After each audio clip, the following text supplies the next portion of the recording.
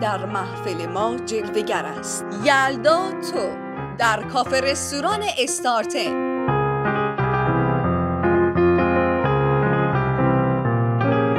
برگزاری اولین مهمانی خصوصی شب یلدا، سفری به اعماق فرهنگ اصیل ایرانی برای اولین بار در ساری.